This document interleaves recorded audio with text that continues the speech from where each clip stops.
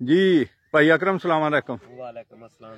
मैं तेरे कोल आया तेरे फुल देख के। हाँ जी। तू इत्थे पिंड च लाहौरों कोई 100 किलोमीटर दूर ते फुल कादे लई लाए? इत्थे विक जांदे? हाँ जी विक जांदे। कित्थे विकदे आ? चौक फुल्लरबन जी।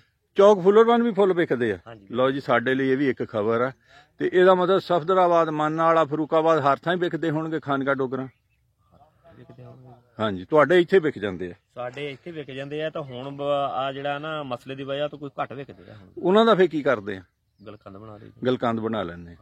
ਗਲਕੰਦ ਜਿਹੜਾ ਆ ਉਹ ਜਿੱਦਾਂ ਉਹਨਾਂ ਤੋਂ ਪੰਸਾਰੀਆਂ ਤੋਂ ਲੱਭਦਾ ਆਵਾ ਤਵਾ ਦਾ ਉਹਦਾ ਜੇ ਖਾਲਸ ਬਣਾਉਂਦੇ ਆ? ਖਾਲਸ ਜੀ ਅਸੀਂ ਬਿਲਕੁਲ ਸਾਫ਼ ਕਰਕੇ ਬਣਾ ਦਈਦਾ ਜੀ। ਫੁੱਲ ਸਾਫ਼ ਕਰਕੇ ਜ਼ਰਦਾਨੇ ਸਾਫ਼ ਕਰਕੇ? ਬਿਲਕੁਲ ਜੀ ਬੇਸ਼ੱਕ ਆਪ ਵੀ ਬੰਦਾ ਖਾਵੇ ਜਿੱਦਾਂ ਵੀ ਹਾਂਜੀ ਕਰ ਸਕਦਾ ਜੀ। ਅੱਛਾ ਪਹਿਲੇ ਜੀ ਗਲਕੰਦ ਪਾਉਂਦੇ ਹੁੰਦੇ ਸੀਗੇ ਜੀ ਬਜ਼ੁਰਗ, ਉਹਨਾਂ ਦੇ ਚਾਟੀਆਂ ਭਰਦੇ ਸੀ, ਉਦੋਂ ਕਿੱਥੇ ਮਰਤਬਾਨ ਇੰਨੇ ਹੁੰਦੇ ਸੀ, ਡੰਗਰਾਂ ਨੂੰ ਵੀ ਗਲਕੰਦ ਤੇ ਬੰਦਿਆਂ ਨੂੰ ਵੀ ਗਲਕੰਦ।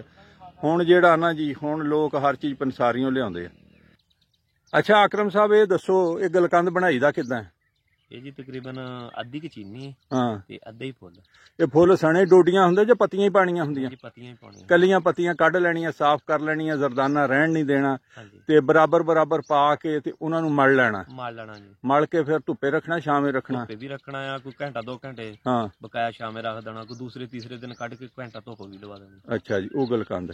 ਹੁਣ ਤਾਂ ਲਾਕਡਾਊਨ ਦਾ ਦੌਰ ਹੈ, ਫੁੱਲਾਂ ਦੀ ਵਿਕਰੀ ਵੀ ਘਟ ਗਈ, ਗਲਕੰਦ ਵਿਕਦਾ ਨਹੀਂ ਜੀ? ਗਲਕੰਦ ਫਿਲਹਾਲ ਤਾਂ ਹਜੇ ਫਿਲਹਾਲ ਨਹੀਂ ਵਿਕਿਆ, ਤਾਂ ਅੱਗੇ ਵਿਕ ਜਾਂਦਾ ਸੀ। ਹਾਂਜੀ ਤੁਸੀਂ ਬਣਾ ਰੱਖੀ ਜਾਂਦੇ ਆ? ਹਾਂਜੀ ਬਣਾ ਰੱਖੀ। ਲਓ ਜੀ ਅਕਰਮ ਸਾਹਿਬ ਦੇ ਕੋਲ ਗਲਕੰਦ ਦਾ ਖਾਲਸ ਜੇ ਕਿਸੇ ਨੂੰ ਚਾਹੀਦਾ ਹੋਵੇ ਤੇ ਇਹਨਾਂ ਕੋਲੋਂ ਮਿਲ ਸਕਦਾ।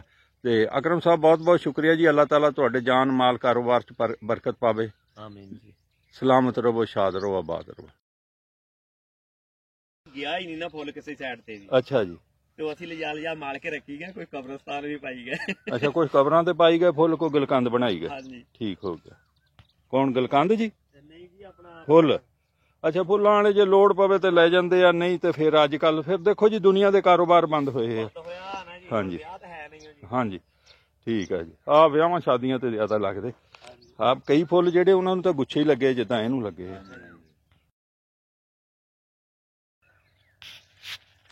ਹੀਲੇ ਰਿਜ਼ਕ ਬਹਾਨੇ ਮੌਤ, ਬੰਦਾ ਜੋ ਚਾਹੇ ਸੋ ਕਰਦਾ। ਫੁੱਲਾਂ ਦੀ ਸਭ ਤੋਂ ਵੱਡੀ ਮੰਡੀ ਹੈਗੀ ਲਾਹੌਰ। ਇਹ ਦੇਖੋ ਜੀ ਫੁੱਲ ਹੈ, ਰੱਬ ਦੀ ਸ਼ਾਨ ਹੈ, ਕਾਰੋਬਾਰ ਦੀ ਗੱਲ ਹੈ ਨਾ। ਜਿਨ੍ਹਾਂ ਨੇ ਫੁੱਲ ਲਾਏ ਆ ਉਹ ਕਿਆ ਬੁੱਲੇ ਪੈਣ ਹਜ਼ਾਰਾਂ, ਮੀਆਂ ਮੁਹੰਮਦ ਬਖਸ਼ ਦਾ ਸ਼ੇਰ ਆ ਮੈਨੂੰ ਚੱਲ ਗਿਆ। ਡੋਡੀਆਂ ਖਿੜਨ ਡੀਆਂ ਜੀ, ਇੱਥੋਂ ਟੁੱਟ ਗਈਆਂ। ਇਹ ਫੁੱਲ ਹੈ ਤੇ ਆਓ ਜੀ ਹੁਣ ਮੈਂ ਕਿਹਾ ਫੁੱਲਾਂ ਵਾਲੇ ਦੇ ਨਾਲ ਵੀ ਗੱਲ ਕਰ ਲਈਏ। ਇਹ ਹੁਣ ਜਨਾਬ ਮੀਆਂ ਸਾਹਿਬਾਨ ਹੋ ਗਿਆ, ਗੁੱਜਰ ਨਹੀਂ ਰਹੇ। ਹਾਂਜੀ ਇਹਨੂੰ ਬੜੇ ਆ, ਇਹਦੇ ਤੋੜਦੇ ਨਹੀਂ ਤੁਸੀਂ? ਇਹ ਇੰਗਲਿਸ਼ ਪੌਦਾ ਸੀਗਾ ਜੀ। ਅੱਛਾ ਜੀ ਇਹਦਾ ਗਲਕੰਦ ਨਹੀਂ ਬਣਦਾ? ਨਹੀਂ ਜੀ ਇਹਦਾ ਨਹੀਂ ਬਣਦਾ। ਤੇ ਦੂਸਰਾ ਇਹ ਫਿਰ ਜਾਂ ਤੋੜ ਲਈਦਾ ਆ ਓਵਰ ਹੋਇਆ, ਹਾਂਜੀ ਜਾਂ ਫਿਰ ਕਿਰ ਜਾਂਦਾ, ਸੋਹਣਾ ਤਾਂ ਲੱਗਦਾ। ਅੱਛਾ ਵਿਕ ਜਾਂਦਾ? ਵਿਕਦਾ ਵੀ ਆ ਜੀ। ਅੱਛਾ ਜੀ ਚਲੋ। ਇੱਕ ਦਿਨ ਲੈ ਗਿਆ ਸੀ ਕਿ ਇਹ ਵੀ ਉਹਨਾਂ ਨੇ ਕਿਹਾ ਇਹ ਵੀ ਫੁੱਲ ਤੋੜ ਦਿਓ। ਠੀਕ ਹੈ ਮੈਂ ਕਿਹਾ ਤੋੜ ਲਓ ਜਿੰਨੇ ਚਾਹੀਦੇ ਤੋੜ ਲਓ, ਨਗਾਂ ਦੇ ਨਾਲ ਦੇਣੇ ਵੀਰੇ ਇਹ। ਅੱਛਾ ਜੀ ਇਹ ਨਗਾ ਨਾ ਵਿਕਦਾ? ਹਾਂਜੀ।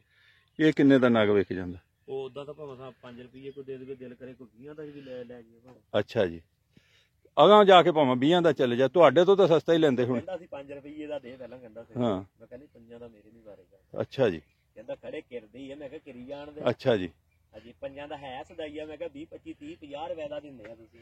ਅੱਛਾ ਇਹ 50 ਰੁਪਏ ਦਾ ਇੱਕ ਫੁੱਲ ਵਿਕ ਜਾਂਦਾ ਜੀ, ਇਹ ਇੰਗਲਿਸ਼ ਫੁੱਲ। ਯਾਰ ਠੀਕ ਹੋ ਗਿਆ। 5-7 ਤਾਂ ਦੇ। ਠੀਕ ਹੈ ਜੀ ਚੱਲ ਤੋੜ ਲਾ।